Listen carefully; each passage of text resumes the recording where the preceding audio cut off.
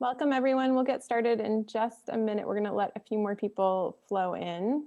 Thanks for switching Zoom lines if you were on the last meeting.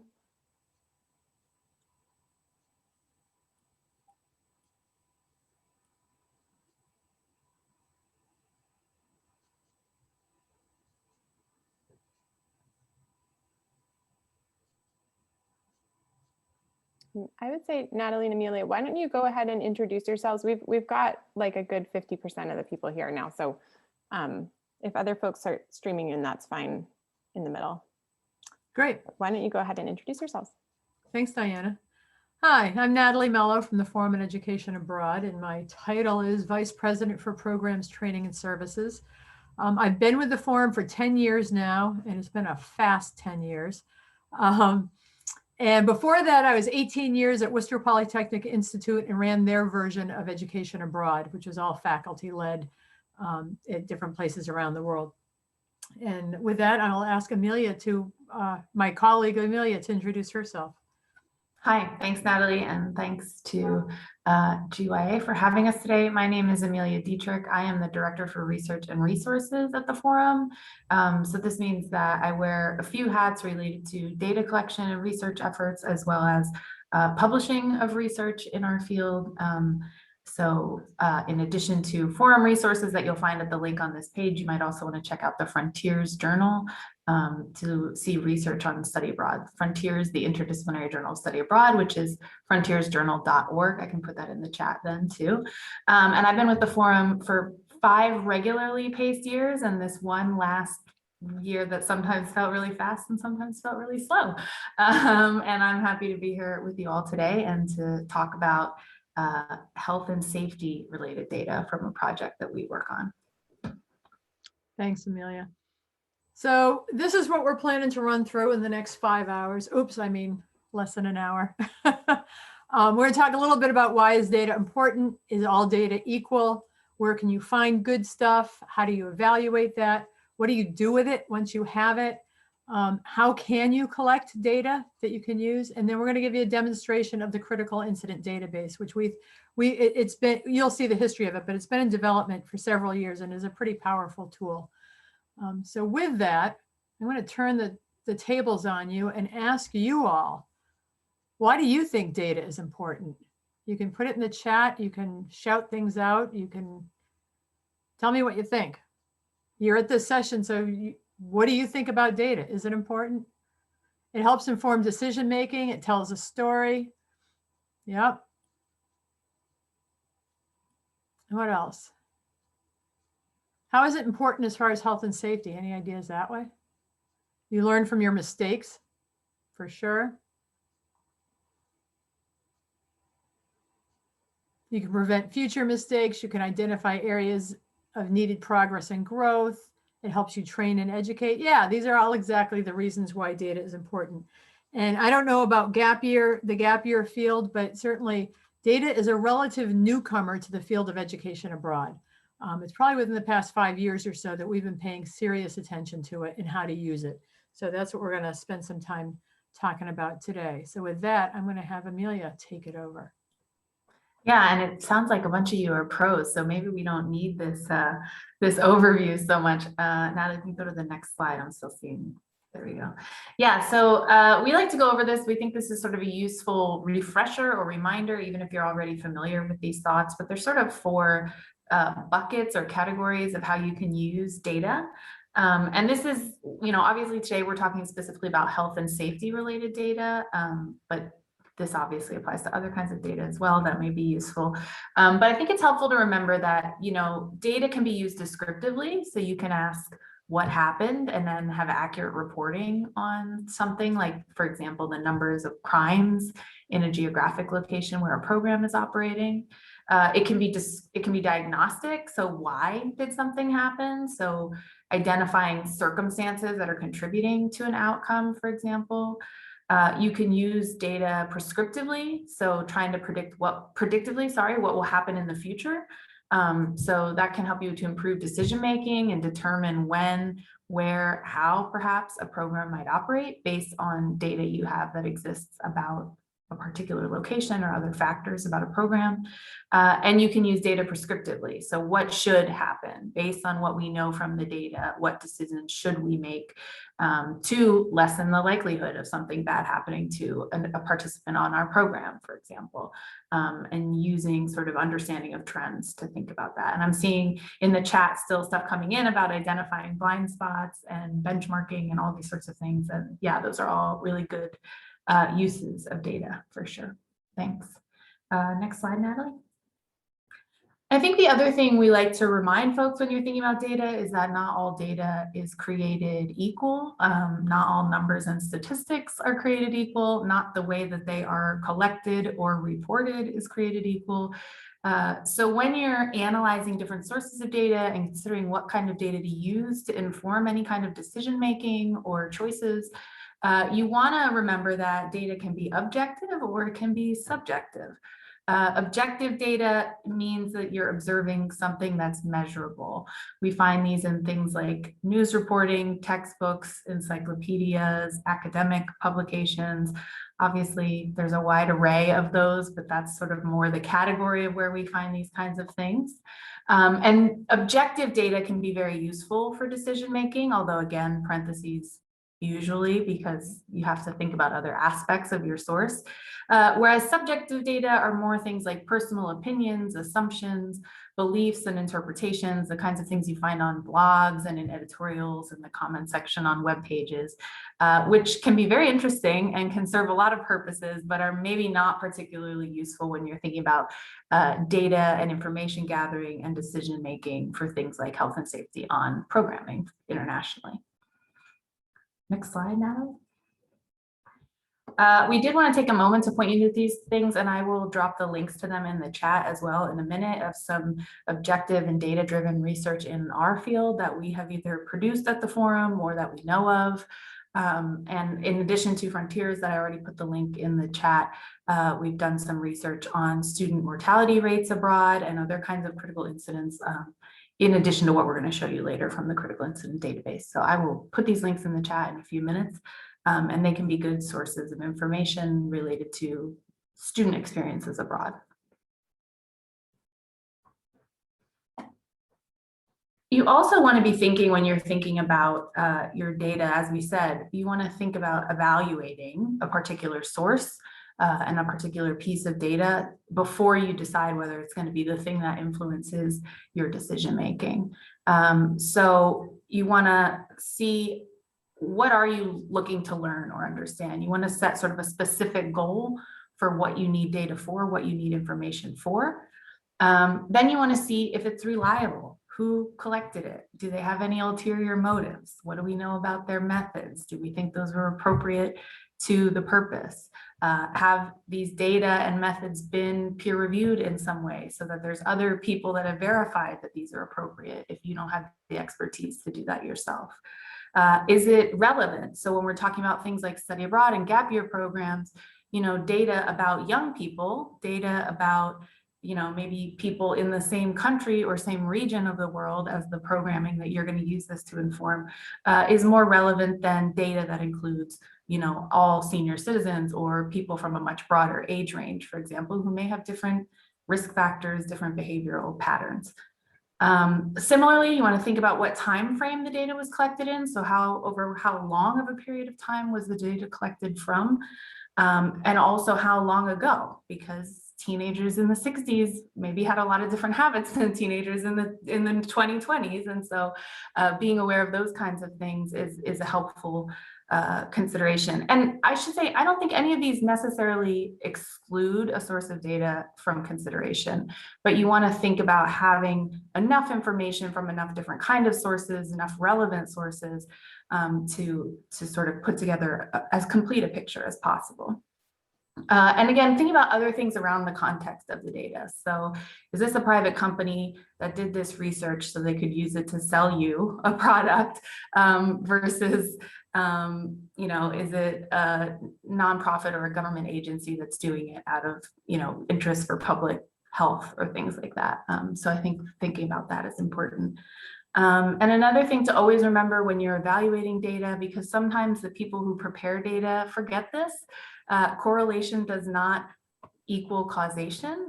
Sometimes when we speak in shorthand, and sometimes this happens in people's writings and conclusions about research and data they've collected, we can sort of get these two crossed, and things may co-occur, and that can be interesting, it can be informative. It doesn't necessarily mean that one thing caused the other thing. So make sure to be careful not to jump to those conclusions. And I would say anytime someone is suggesting in research you read that there's a causation, I think you want to pay extra close attention to how they're sure that there is causation and not just correlation, because sometimes it gets a little questionable. Thanks, Amelia. All right, there we go. So what can you do with this data once you've decided you've got good data? Well, you can make decisions based on actual data. And again, I've been in the field long enough that when I first started, you know, people were making decisions based on my cousin's wife's neighbor's niece said they had a bad experience there, so we can't send students there. You know, I'm exaggerating, obviously, but this notion of actually making decisions about where to go, when to go based on data. And with that data, you can track trends at your organization, right? What type of program is experiencing what sorts of things? Where are these things happening? If you go to a variety of different locations, is there one location where more things are happening than others? What's the time or the timing?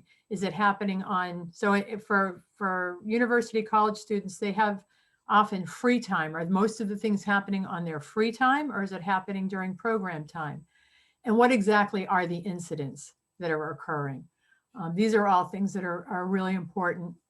You can use data to evaluate your program locations. If you just look at that type of information, you can say, oh, all right, well, this is a really good time to have our students in Costa Rica when it's not the rainy season and the rivers aren't all level for whitewater rafting, for example. You can use this data to train your participants. And by participants, I mean, in our context, it would be faculty leaders, but whoever your staff leaders are, your teachers, your staff, your students, anybody who's going to be on that expedition, those folks need to be trained, and you can use the data to do that training. You want a partnership with your partners, right? Share the data that you have with the folks that you're partnering with on site, whether it's your transportation folks or your housing folks or whoever it may be. If there's data that's specific to them and what they provide to you, share that information. You can use the information to figure out how you want to develop a program. You can look at past things to decide what it is you want to do moving forward. You most definitely should be using data for your pre-departure orientations. They need to be informed by data. So, you know, why tell students to beware of, I don't know, I'm making something up.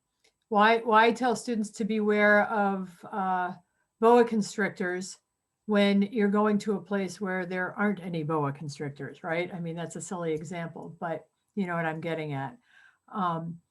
You can use it to, the other thing with pre-departure orientation is you can real versus perceived risks, right? Sometimes people have preconceived notions about certain risks that exist. And if you have data to back it up, you can say, gee, you know, that's really not what's going on here. That can be very powerful when you're talking with parents and families, if you've got data to back yourself up.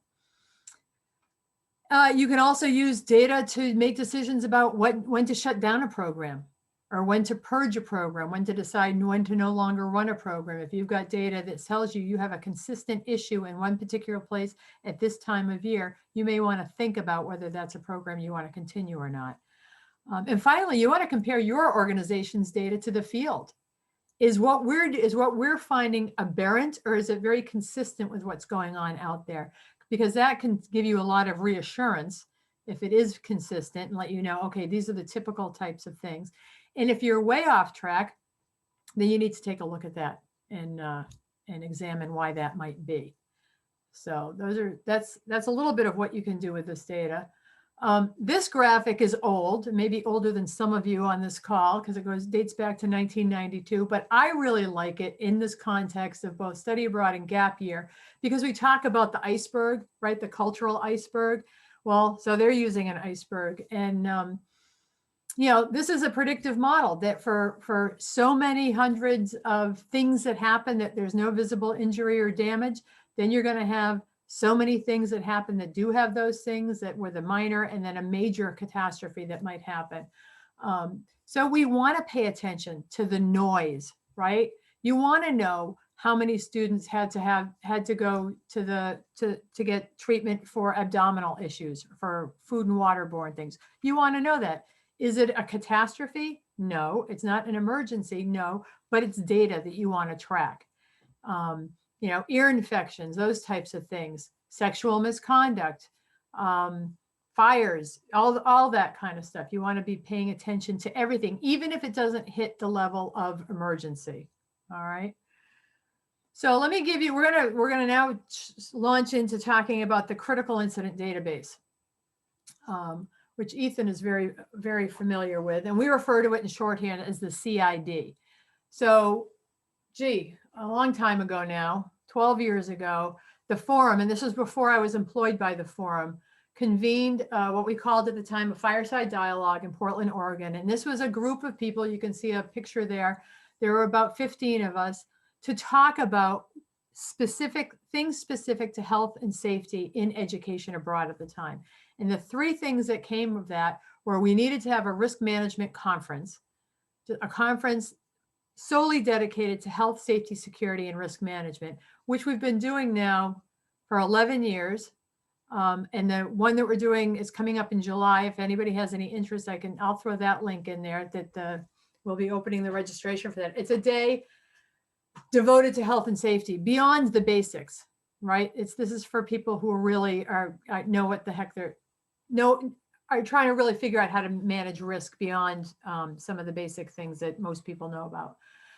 We also decided there needed to be more rigorous standards. And as a result, I mean, the standard at the time was rewritten specific to health and safety. And the third thing was an incident database, some way to capture what was going on in our field. You guys who are in gap year, you may already be familiar with this, but the wilderness education field, they've been doing this for a long time. And so we learned from them a little bit. So the original data, the committee were 2, 4, 6, what do I have? 8, 9 people there. You can see this is when I was still at WPI. You may know some of these folks or not. Some of them are no longer at those locations. But the important thing is here is the evolution of the CID. Started 11 years ago where we did a pilot with gathering information with an Excel spreadsheet. The year that I started with the forum, the Department of Education reinterpreted Clery. Before that, in higher ed, you didn't have to worry about incidents happening if they didn't happen on your campus, if they happened overseas. Well, Department of Education changed that. So we made some changes on that. We published our first year of data in 2014. In 2015, we included not only Clery, but we included violence against women and Title IX terminology to the critical incident database. And since then, we've been going through continuous improvement in recruitment and trying to get people to participate and share their data with us.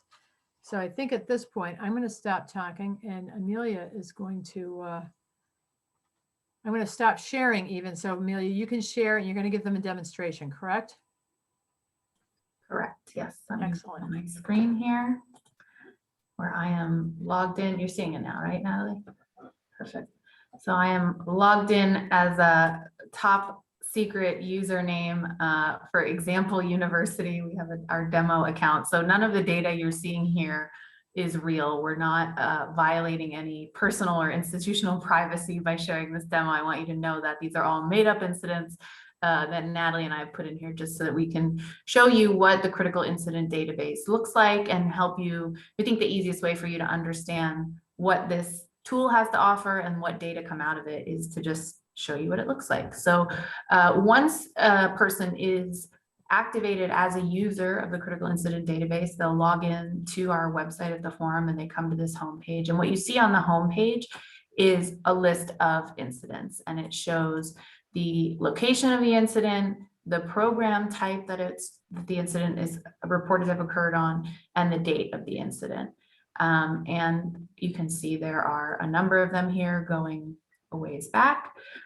These little yellow dots are actually currently not so super relevant in some cases because of ongoing fluctuation in Clery and Title IX interpretations of the Department of Ed. But what they are is meant to flag that this is an incident that, based on the kind of incident and the location of the incident, may need further attention because it may require federally mandated reporting under those regulations. So basically, we've set it up that we know what the rules are, and the incident database automatically says, hey, pay attention to these, so that you know to follow up on them. And on this main screen, if you are the primary critical incident database authority for your institution, you see all of the incidents reported for your institution. There's also the option to have additional staff members added to your critical incident database access for your organization. So you can have field staff who will only see the incidents that they report, again, to manage confidentiality and not have any drama or people seeing more information than they need to. So that's what you see when you log in. I think the easiest way to understand the coherence and the completeness of the data that we collect about critical incidents is to just walk through submitting a new incident. So that's what I'm going to do now. And let's just have people call it out or put in the chat. Maybe Natalie, you can help me Sure. make up a fake incident or a inspired by reality incident, perhaps, that's happened on a program you've been involved with. So Hold on, Amelia. Something funky is happening with what I'm seeing. It's just like this weird stripe in the middle of the screen. oh yeah, why does it say my screen sharing is paused? It's working. It says you're still able to. I'm going to just try making you. Oh, There we go. there we go. For some reason it was paused. Now I clicked on pause, so hopefully it'll stay that way. If it happens again, let me know. Sorry. I will. So we're now on the report new incident screen. Feel free to shout out or type in the chat a suggestion for a kind of incident that has occurred. And Natalie, I'll ask you to keep an eye out for me on that. Sure. But we remind you that basically when we're talking about critical incidents, we recognize that critical might be defined differently by different people. So we've made a definition that we use, which is any incident that's keeping a student from participating in a program for 24 hours or more. So any health related, crime related, safety related, whatever, that's keeping a student, behavioral related incident that's keeping a student from actively participating for a day or more should be reported here. There may be other smaller things that you don't need to track, but that's sort of our threshold to really be thinking about critical incidents.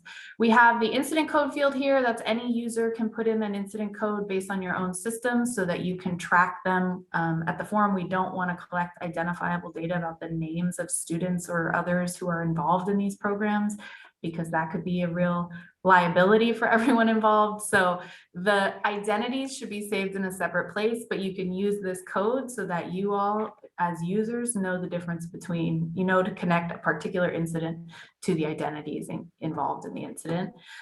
We have sort of a triage level. So the person submitting can say, I think this is really high priority. I want to make sure someone pays attention to it when it first comes in. And then status tracking. So again, is this a brand new incident that you're just reporting it? And then once a person, whether the same field staff or another field staff comes in and looks at these incidents, you can keep track of, okay, we've started addressing this, but there's still, ongoing response that needs to happen. And then you can change it back again to complete when whatever response was required is complete. In some cases that might happen very quickly. In some cases that could take a very long time. We start here with the date of the incident. It has the calendar popped out to make that easier. And the time zone, again, a drop-down box. So let's get started. Why don't we suggest an incident? We'll say it started, we'll say it happened today. Yeah, we've got a missing student that was suggested through the chat. And let's say it happened in, okay. You're gonna put the time. Yeah, tell me where it happened. Belize. Belize. So what time zone would Belize be? The same as Mexico City, I think, right? Yeah, I think so. Okay, so it happened in Belize. Again, we have the country field here. And you said in what city? Belmopan, Belmopan. Okay. What time of day did we think the student disappeared? I know this might be an estimate in this case, but Nothing ever happens at 3 o'clock in the afternoon, right? So let's make it 1 o'clock in the morning. 1 o'clock in the morning. And here we have fields for program code and partner code. Again, these are ways for an organization to track internally. If you want to be able to track across time, whether you have more incidents in particular programs you're running or with particular partners you're working with, you want to be able to track reporting to be able to filter it and share just your partner's incidents with that partner. You can set up those codes. And again, we give you the flexibility to do that however serves you, and you can skip it if it doesn't serve you in your context. Okay, so we're skipping those for now. Program length, Natalie, how long was this program that the student disappeared from? Oh, let's say, pull down, yeah, let's say 15 to 30 days. All right, so a short-term program and what It kind was of Field program? research.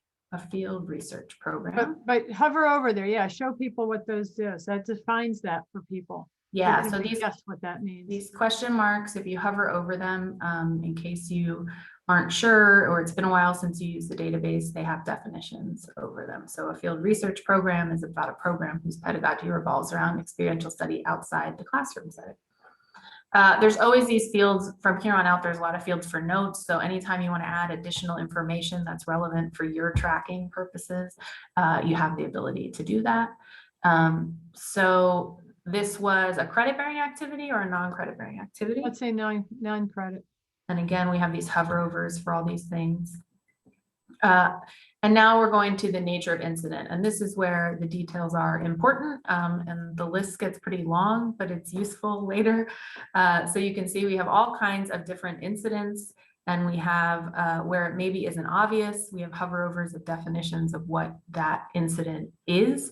Can you click on behavioral, Amelia, just to show people what that includes? So if you click yeah, on and that, when you click on an overarching event, some of them have sort of subcategories of more specific. So when we talk about a behavioral event, we have, you know, was it an acute anxiety episode, depression, an eating disorder, extreme intoxication, et cetera, and always with definitions where applicable. But I'm going to uncheck this for now because we've said this is going to be a missing person. Yep.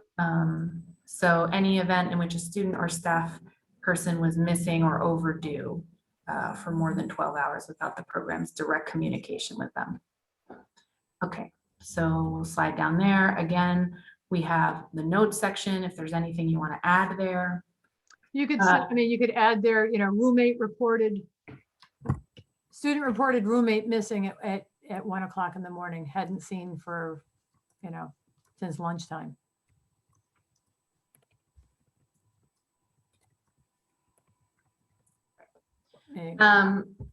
Then the next section we have is the location at the time of incident. Again, these are all defined. So, you know, is this program off program property? So something that has nothing to do with your program at all. They're just out somewhere in the city. Is it a space on campus where this happened? Or is it housing that was managed by the program? We'll say it was Yeah. program managed housing. Since we've said the roommate reported it, we'll say that it was program managed housing. And then there's some sub options. Again, these are options that are in part listed this way because of how they're defined in Clery, in the Clery Act. And we've said that it was a roommate, so we'll say it was the apartment where she disappeared from. And you can again add notes there if it's relevant. Moving on, we're talking about individuals directly impacted by the incident. Again, most of these are check all that apply. So there also might be some situations where more than one option is applicable. So the single student really is the student directly impacted, and this is the student that's gone missing in this case. But sometimes you might have, I don't know, a fight between two students or things of that nature that involve multiple people.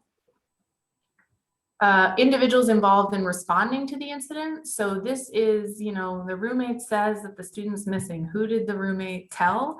And who's involved in trying to respond to what's happening, trying to find the student, et cetera. So Natalie, I don't know if you got to those details in the chat as far as. Yep. who that would be? No, I don't. Nope, there's Detail. no, so we can say, so the people who are responding are the on-site program staff, let's say. Yeah, yeah, so the student told a director on site and that's who's responding. Again, you can have notes, so this might be a place too where you want to add something to say that it's both the resident director and the program manager or something like that. And you can check multiple if there are faculty and others that are also involved. You might say an individual not associated with the program, and the notes might say who that person is. So have you called the police or someone else in the community, a housing manager or something that isn't employed by your staff, et cetera. And then we get to the point of contributing factors, which is the best guess. Obviously, we don't always know at first report, but it's useful to think about. So I don't know, Natalie, what do you think? Were there any contributing factors to this student going missing? Oh, we could say there was a language in this. Oh, no, they speak English in Belize. Prescribed drug use. Right, so we think maybe she didn't take the Right. prescription she's supposed to take, and we know that she doesn't have them with her, so maybe that is involved in this. And again, contributing factors is a category where notes can be very helpful. So what do you know in more detail and how do you know it might be useful information to add notes there. Then we act about activity at time of incident, field research, free time, independent travel during the program, program time, independent travel before or after program. We have free time defined here as time away from class or any program organized excursions or any commuting involved to and from class and excursions. So hopefully at 1 a.m. it was free time. I hope we didn't have any program planning going on at 1 a.m. So we'll say the student disappeared then. The next question is whether a police report has been filed. Natalie, has a police report been filed about this student? Not yet, because they won't take it yet. Not yet, it's too soon. Yep, too soon. We tried and they didn't listen. And was the impacted individual hospitalized? If we're reporting this while the student is still missing, then we don't know. So we'll say not applicable for now. These might be things that you would change later on if you find the student and they're hospitalized as a result of something that happened to them while they were missing. So once you've filled out all those fields, you'll click submit. And it will let you know here with this little yellow bar that the incident successfully logged. And you can see here now it appears at the top. It always puts the most recent incident at the top of the list. And it's flagged this that if you're operating in the US at a US campus, this might be eligible for federally mandated reporting. So when you're doing your annual reporting, this will be a thing you want to come back to. The other cool thing though that happens after you collect this information here, there's a couple cool things. One are the real-time statistics. So if you go to the statistics page, it will show you a couple of useful graphics. It gives you a world view of incidents on your programs around the world that are reported. And this is only for the institution, right? This is not all of the data in the CID. It's just for your institution. You can see this light gold color is for one incident. In countries that are darker, it's because there's two. This scale recalibrates according to how many incidents you actually have. So if you had 10 incidents in one country, it would go up to 10. And then you see in the last day, the last week, the last month, the last year, how many incidents have there been?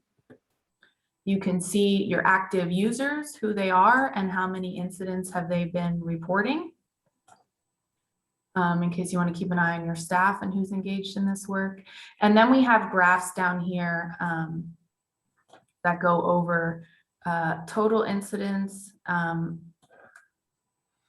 I have to move the video so that I can see this. So this graph down here is the circle graph can be adjusted to look at statistics for each of the different conditions. So all those different categories of questions we answered in the incident submission, you can pick it and it'll tell you the circle graph, what percentage of all of your incidents in your system fall into that category. So you can see here, for example, in our current database, faculty-led programs are the programs that have the most incidents reported in the data for this example institution that we're using. And you can take a look at that. It also has down here the data reported in numeric format instead of graph format. And yeah, and that's it for statistics. And then let me go back up to the top, because the other cool thing is that we do have search incidents. So again, if you want to look for incidents that are, you know, all of the federally mandated reporting ones, the ones that have been flagged as potentially needing to be reportable, you can click search, and then it pulls up the list of all the ones that have those little yellow dots. You can also click this button here to export incidents, and it will prepare a CSV file that you can download, so that you'll also have like an Excel document that you can manipulate or share with whoever you need to share it with, etc. So Amelia, while you're taking a breath, I'm going to respond to a question that came up. It says, would you report if a student was only missing for 12 hours, given the 24-hour definition rule? The 24-hour definition is for a critical incident, but I think the missing student was 12 hours, if I'm remembering correctly from what you hovered over. And actually, it comes down to, what is your policy, right? What is your practice? I would say certainly in higher ed right now, if a student has been missing for 12 hours, depending on when the last time they were seen and in what circumstances, that may or may not raise a flag. With gap year, where your students may be a little bit younger, you may have different policies. So some of these decisions are going to be internal decisions as to when you do it. But certainly logging a missing student who's been missing for 12 hours, it's not going anywhere other than in your data set. It's not being sent anywhere else. So there's no downside to logging it. Even if it gets resolved and it turns out that, oh, they were where they were supposed to be, but somebody forgot to let somebody else know. So that's that question. The other thing is, Ethan asked me to very briefly, while you have this up for the federally mandated, the three things that we've kind of glossed over: Clery, VAWA, and Title IX. Clery is named after a young woman, Jean Clery, who was killed in her dorm room many, many years ago, back in the 70s. It's been around since then. And it requires that higher education, anybody that accepts funding from the US government, must report on the certain types of incidents that happen on their property. And they have very specific legal definitions, which we've included here. So the types, you know, whether it's a burglary, or a robbery, that type of thing. So Clery is very specific about where something happens. The other two, violence against women and Title IX, have to do with sexual misconduct. And that doesn't matter where in the world it happens. It just matters that it happened to a student or a participant from an institution that gets federal funding. So even if it's on their free time and it's not on program property, but somebody is sexually assaulted, that needs to be dealt with via Title IX. So that's what those three things are. And somebody just, Amelia just put the two forum publications about those things that will help demystify some of that. She just posted those in the chat. So I hope that was quick enough, Ethan. All right, Amelia, you can go back to talking now. Sorry. No problem. I see, Mark, you have your hand up. Go ahead. Yeah, hi.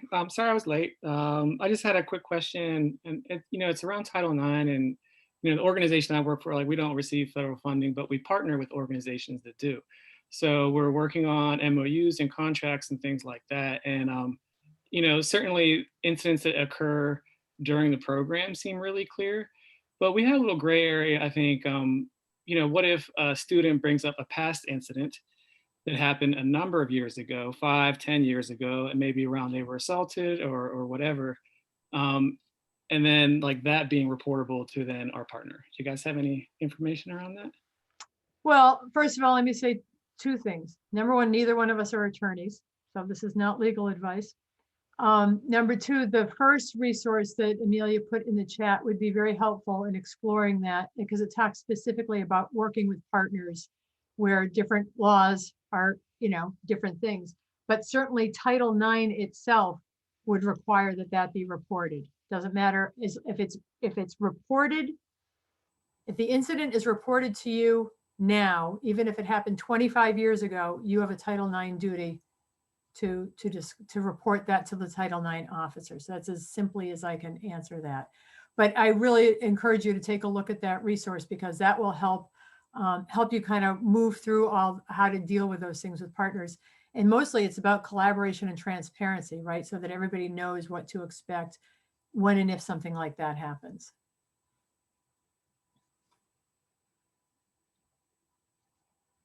I hope that was helpful. You said thank you in the chat, so I think it was. Oh, okay, great. Sorry. Well, pause. I don't know if anyone else has any other questions at this juncture, or Natalie, if you had anything else you want to add. I see Ethan has his hand up. I mean, I'm happy to throw questions, but if other people have questions, I'd rather not hear my voice any more than I have to today. I'll throw the one out there that's in the front of my brain is as gap years have really sort of become, onshored since COVID. We expect that trend will continue. And so, it's interesting too, as study abroad has started to take the flavor of study away. I'm wondering about sort of, how would this tool be relevant towards domestic programs? Oh, that's a great question. It's very relevant. And we have encouraged folks to use this no matter when they've got students who, as soon as you take students away from their regular support system, I would say this would be very appropriate. Again, just going back to my previous experience when I was at WPI, we had, in addition to lots of our foreign sites, we had a lot of domestic sites as well. We had programs in Washington, D.C., Silicon Valley, Puerto Rico, right? These places. And we kept track of data like this because we had a responsibility for the students. In some ways, it's a heck of a lot easier to manage an incident when it's happening within the country that you're familiar with. But even from state to state, things can change. Access to medical facilities can be different depending on where you are. If you're out of your, what's the term they use that insurers use? If you're out of your whatever and you have to go to a hospital, then your insurance may not kick in. Anyway, yes, I would strongly encourage people to use this no matter where they're taking students. If there's no other questions, I'll just throw them out because I'm assuming that since it's recorded, yeah. Sorry, just so you know, we do have a couple of slides that we were going to share the data from this past year. So ask your questions first, and then we can share that data. Awesome, brilliant. The two questions that I have are around sort of what's the average time it takes to report an incident, just sort of thinking about sort of the nuts and bolts around what is it to do, and then like what's the process to get an organization set up with the CID so that they're able to make reports. Well, you saw Amelia, she did, that was real time, right? That's how long it takes. You can use the CID on a phone, on a tablet. You can be a Mac or a PC, so it's platform independent. We've worked really hard to make that very accessible. And as far as getting set up, that's relatively, that's a very short window as well. I'll let Amelia speak to that. Yeah, so the next phase of our presentation is going to be talking about our sort of larger scale data, which is that part of what the forum does with the CID, in addition to offering this tool for each of you for your own programs, is that we collect the data from all of the programs who use it for reporting, and we use that to look at data on a larger scale for the field and try to draw some conclusions and information for the field. And so in order to do that, one of the things that we ask for is to know how many programs you're operating and approximately how many students are on those programs, or how many participants are on those programs in a year, because we want to be able to say out of this many students, we had this many incidents or things like that. And so basically the process is to submit that information. And again, we know they're estimates, but we like to have them because estimates are better than nothing. So the process is just essentially submit those in a template that we provide. It's pretty basic information. And we just verify that we have that data before we grant access for the institution.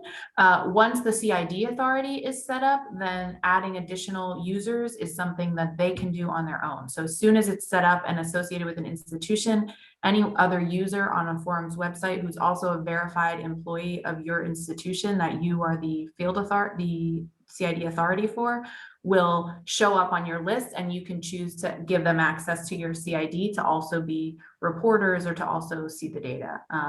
And so it doesn't take particularly long. I mean, if you submit it on a Friday, you won't hear from us till Monday, but it doesn't take more than usually a day or so, depending on just making sure you get the data right when you submit. And then we ask for updates on those program estimates each year to keep access. Thanks, Ethan. All right, Amelia, I'm going to go back to sharing my screen so you can show people what's been going on. Yeah, so as you all may have imagined, 2020 wasn't a year where many people were reporting many critical incidents.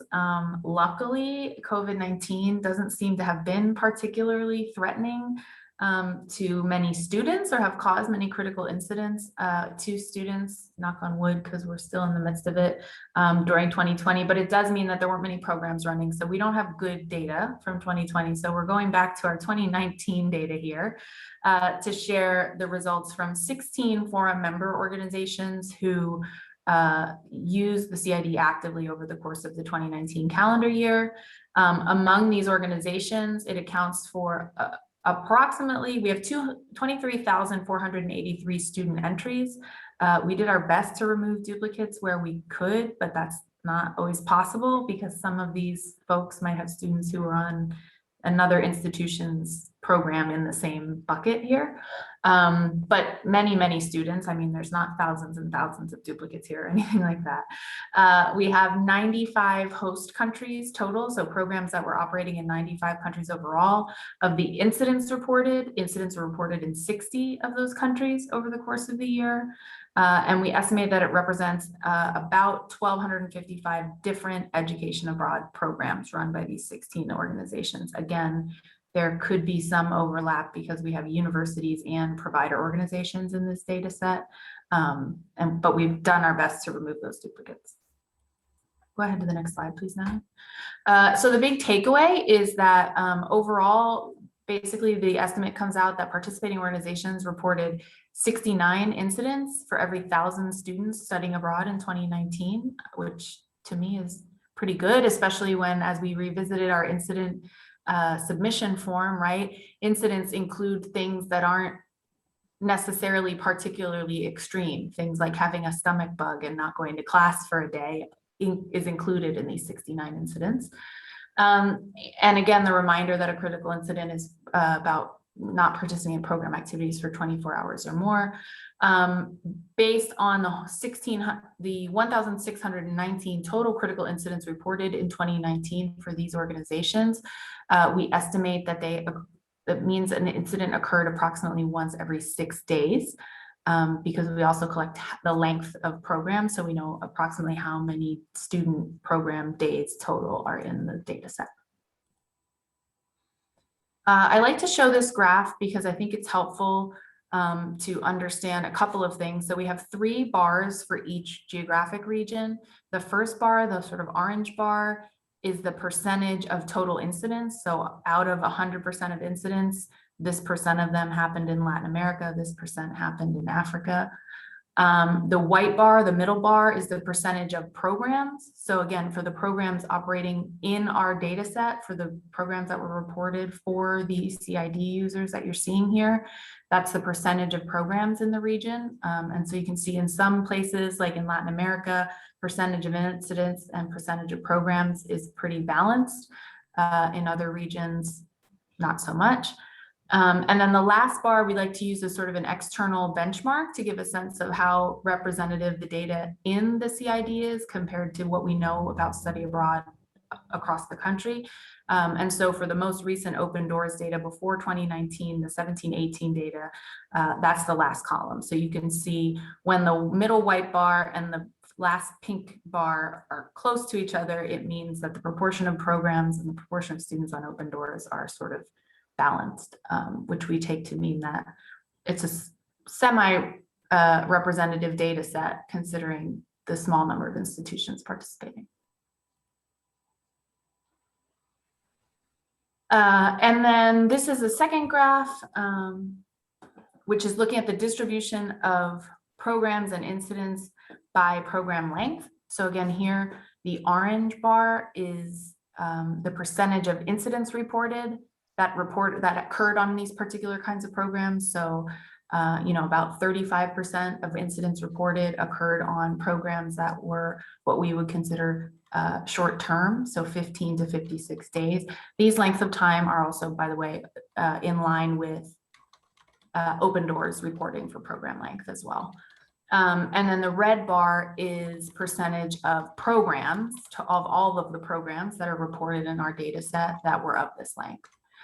So again, here's a place where you can see that in the 57 to 90 days, so the sort of mid-range length of program, we have a far higher proportion of incidents reported on those programs than we have programs that fit into that category, whereas the others, the opposite trend is true. Let me check because I see questions are coming up in the chat and I want to make sure. Well, I think that was just a Okay. comment by Ethan about yeah, it was just a comment. Just want to make sure I'm not moving past the graph when people have questions about the graph. Thank you. Nope, I'll interrupt you, don't worry. Good. All right, I think we're ready for the next slide then. This one's a lot to take in, so let me walk. Trying to visualize this data is always tricky, but circle graphs make for very small slices of pie that make it hard. So what this is, we saw in our incident submission form the number of all the different options for incident types. And so across the top, you see all the different incident types. The graph at the bottom, the bigger the box, the more incidents there are in that category. So you can see the top category, half of incidents reported in 2019 were illness. The smaller boxes are the less common categories. So you can see death, disease, hate crimes, thankfully, death, disease, outbreak, and hate crimes were thankfully small numbers of incidents, not many incidents that happened. And as a shorthand, the legend across the top goes from most common to least common. So illness is the most common. And then if you read across left to right and then down the rows, like you're reading a book, those are the most to least common in that order. I think that's the data we wanted to share with you from 2019. There's our contact information, but I'll show this for a moment so you can get our emails, although we'll put them in the chat as well. Let me stop sharing so that if you have more questions, feel free to ask them.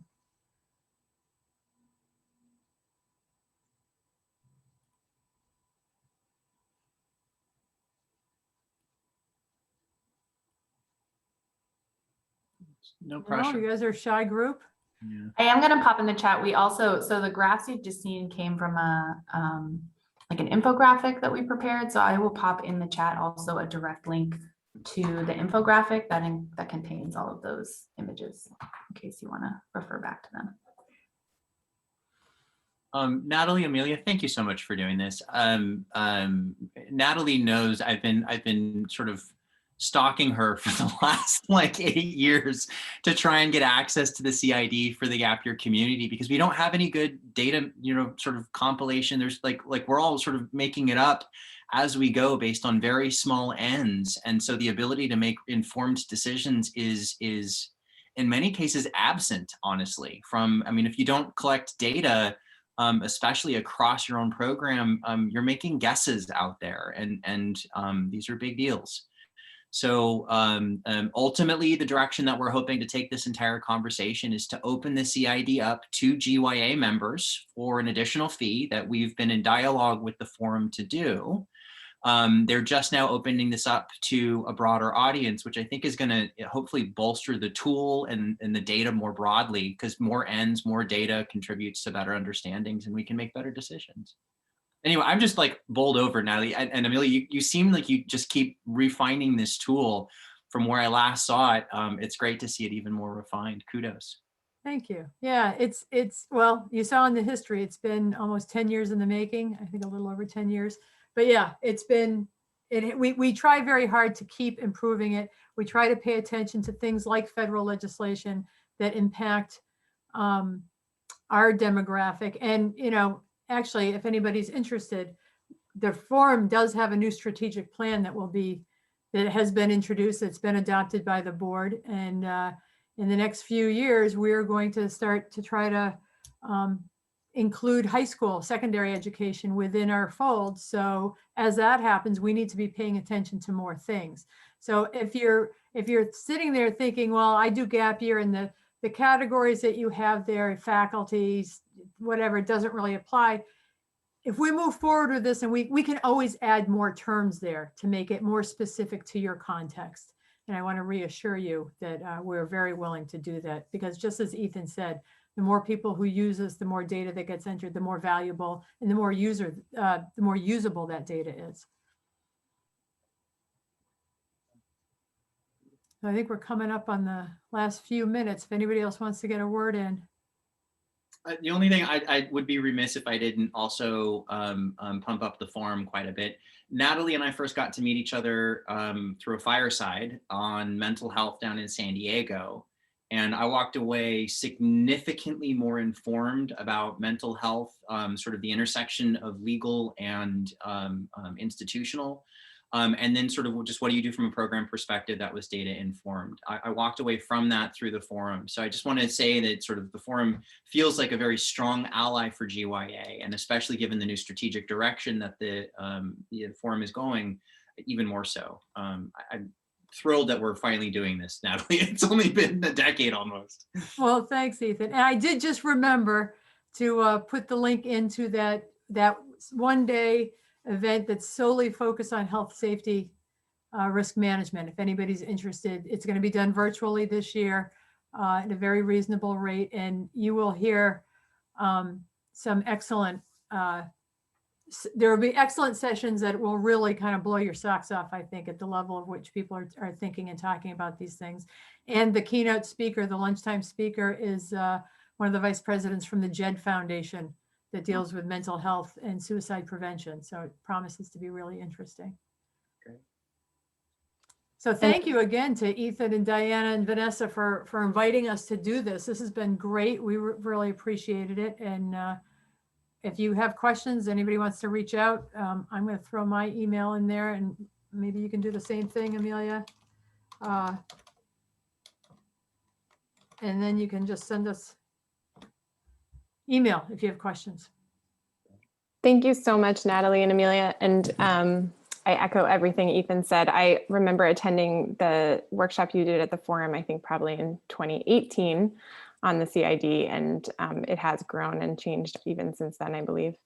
And good segue, we actually have someone from the GED Foundation and a couple other mental health experts next month for our next deeper dialogue. May is Mental Health Awareness Month, so we decided to put together a panel of mental health experts to talk about how COVID is affecting our students and even some of our staff potentially.